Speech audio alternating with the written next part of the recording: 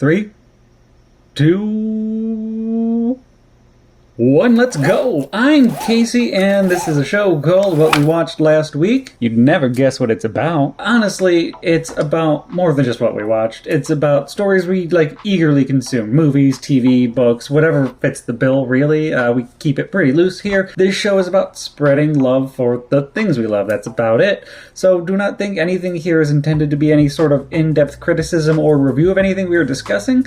There are definitely going to be criticisms in there, but that's not what it's really supposed to be about. So let us just look at what we watched the first week of 2024's July. 2023's The Super Mario Bros. Movie. And they managed to make a movie so entirely Mario without actually basing it on anything Mario. It makes it a very anachronistic movie about two brothers saving a princess from a giant fire turtle because it only becomes that in the last 10 minutes of the movie. I don't have many feels one way or another about the story because it's all in service of throwing a bunch of recognizable shiny things on screen while topical music bops in the background. Visually it looks great, but this is a picture for that style and pushing this brand that I grew up with, and I like that. I don't expect everybody to. Star Wars: Heir to the Empire from 1991, as read by Mark Thompson. Now, the novel series follows the core trio of the original Star Wars trilogy, Leia, Han, and Luke. A few years after the events of Return of the Jedi, Leia is trying to build the New Republic while pregnant with twins, Luke is struggling to rebuild the Jedi Order, and Han is just kind of figuring out what to do with life. When the long-thought-lost Grand Admiral Thrawn starts scheming in the outer rim of the galaxy, with a long-thought-lost pre-Empire Jedi Master. As you would expect, this first story is all about introduction and setup. While audiences are very familiar with Thrawn now, this was his very first introduction, I think.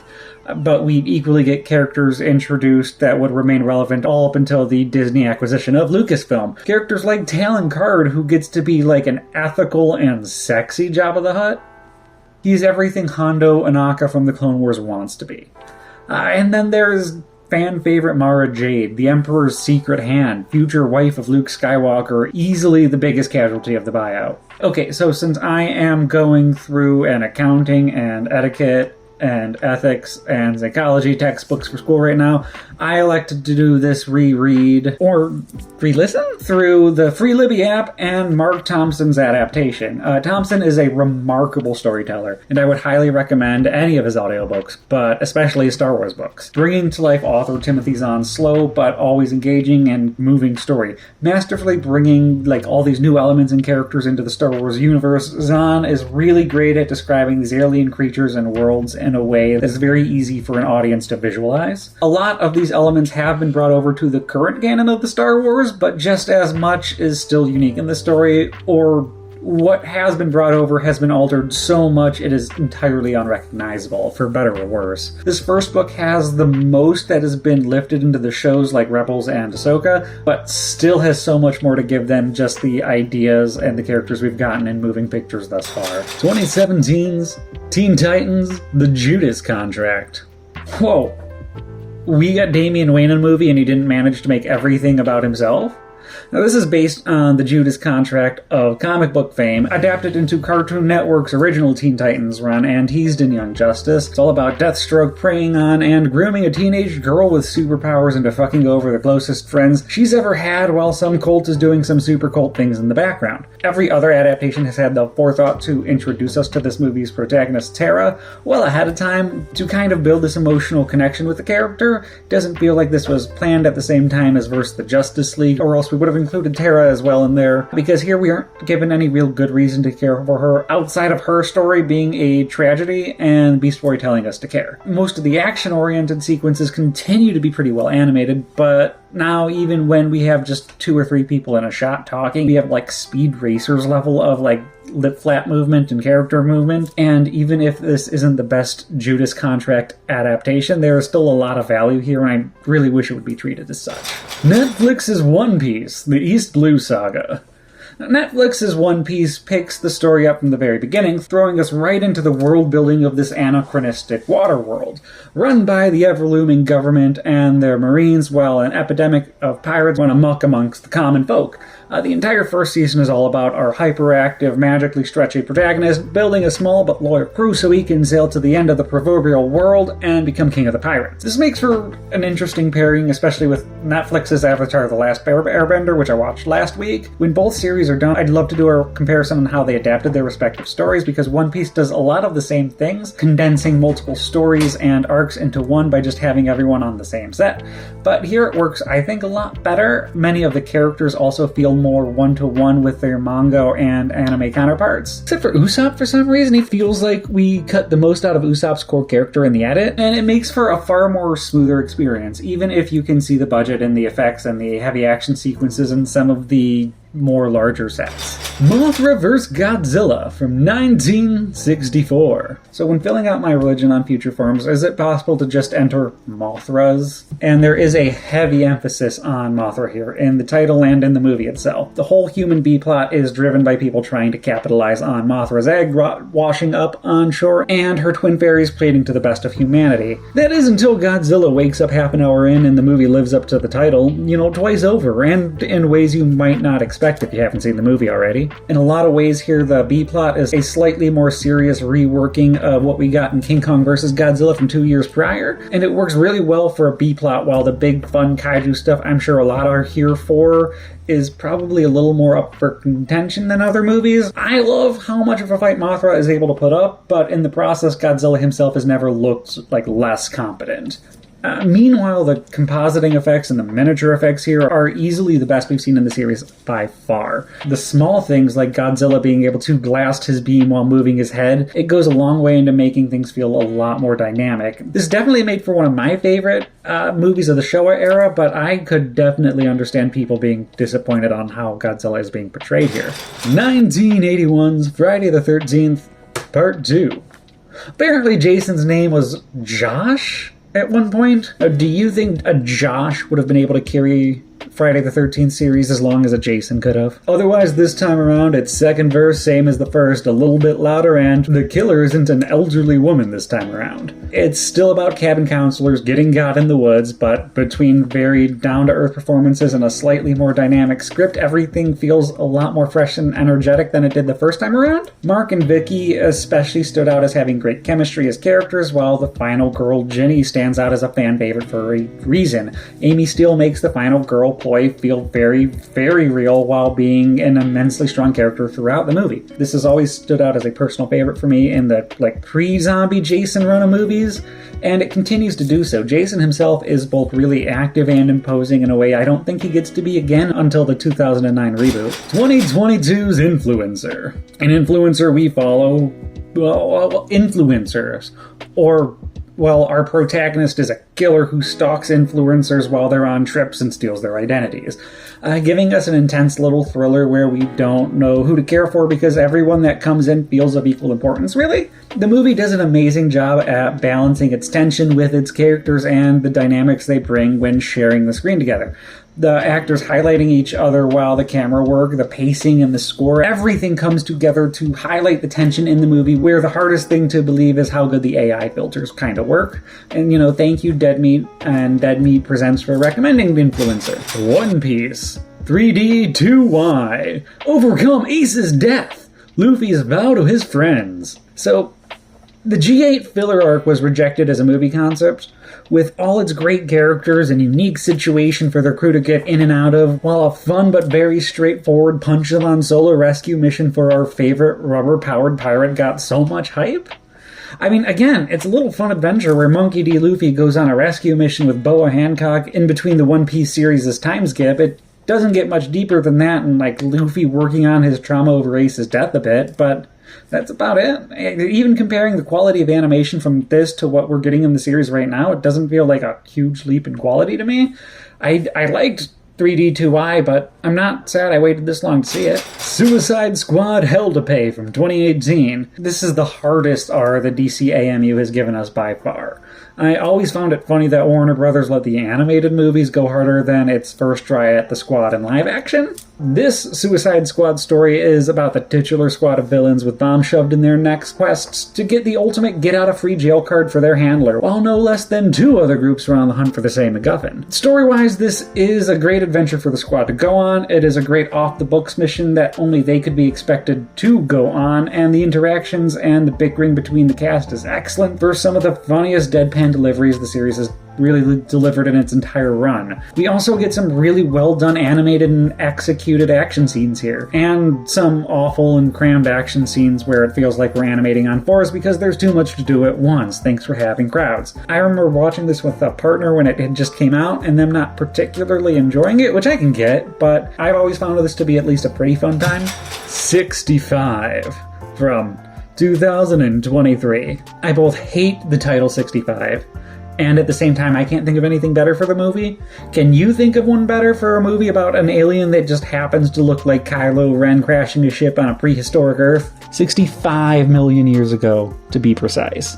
His trying to get to the last functioning escape ship with the only other survivor, an alien girl who looks a little like Ahsoka and speaks another language. Oh, plus crazy scientifically inaccurate dinosaurs. I very much adore this kind of simple, pulpy sci-fi story. Here it is executed really well, more than well enough. Adam Driver especially carries himself well in the wilderness environment. I wish it was a solo story, but that's not what this was supposed to be about. I otherwise thought it was kind of fun. It was a little choreographed, but it was a fun, pulpy sci-fi story about being on Earth 65 million years ago. I didn't know what else to expect. 2017's Jungle.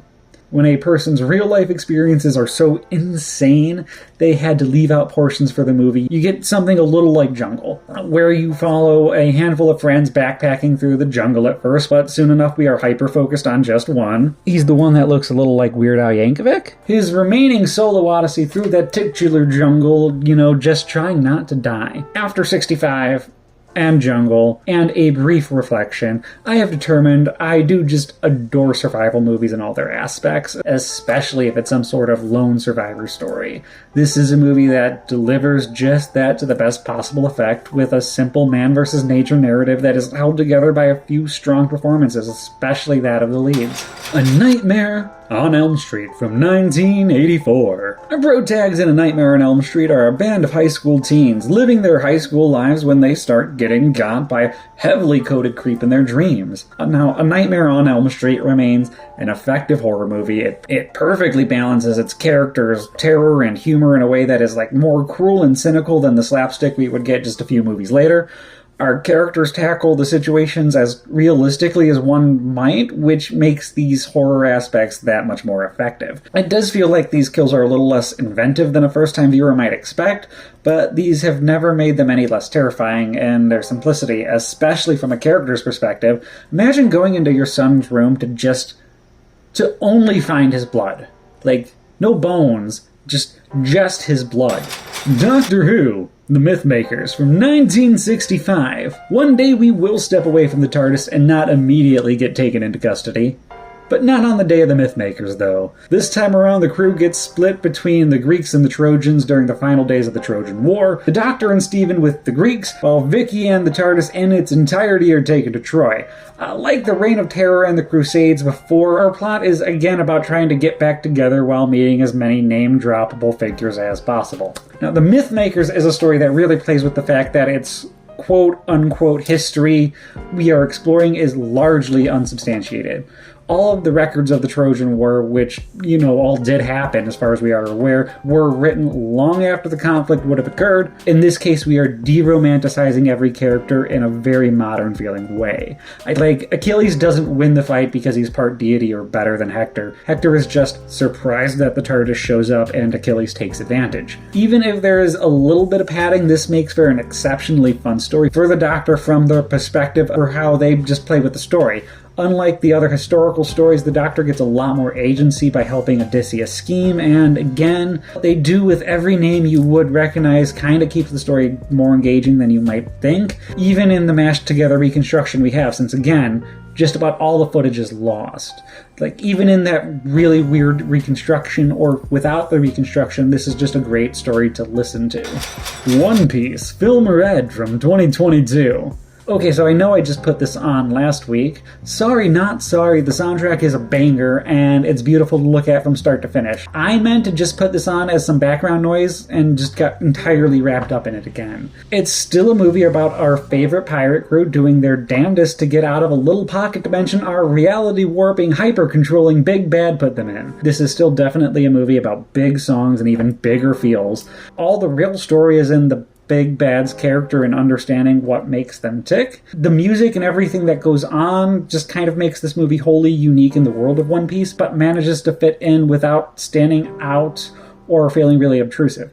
It does leave one wishing maybe we got a little more of the Straw Hat Pirates, but, you know, I just love the vibes. Constantine. City of Demons from 2018. So I know I just said the Suicide Squad went hard. I might as well have just been lying, putting it back to back with City of Demons. Our titular protagonist in City of Demons is the most chav magician to ever live in John Constantine. And his trying to save his closest friend's demonically possessed daughter from, good old-fashioned eternal damnation. This movie did start off as a series of 10-minute shorts, and you can definitely tell if you look for it, as the focus of the movie bounces from plot beat to plot beat in very consistent 10-minute chunks, when some sequences could have just had a little more time to breathe. It makes for a constantly moving but very cluttered plot that keeps ramping back and forth from 0 to 10 constantly. This is horror noir at its core with a few action scenes thrown in. A heavy emphasis on the horror elements, with some very unsettling animated sequences of pure maliciousness, while the best performer Constantine has had in Matt Ryan puts his all in as he has always done in the role. Jaws from 1975. I wasn't expecting to watch this again so soon when I put it on last month, but I am definitely not complaining I got to see it in theaters this time around. Jaws is, as ever, about a big shark having a tasty lunch and people struggling to get their shit together because of capitalism, baby. Seeing this in theaters does make a huge difference. The crowd was energetic, and being surrounded with that iconic score has a feeling that's definitely unlike having it at home, even with surround sound. The movie just has more of an effect on the big screen. I don't know what to tell you. But yeah, thank you for sitting with me talking about what we watched last week. I hope everyone got to watch something special and fun in their own right. I'd love to hear whatever that was for you. This upcoming weekend, I am traveling to Blobfest in PA to celebrate the event's 25th anniversary and do a big run out, so video might be a little late coming up next Monday, but hopefully not. Before I go, just a reminder that you are all amazing and kick ass, and you should spread your amazingness around. But I'm going to call it and turn off the camera for now. So when filling out my religion on future forms, is it possible to just enter Mothras? Because, yes, Queen! Our titular protagonist in City of Demons is the most chav musician. Nope, he's not a musician.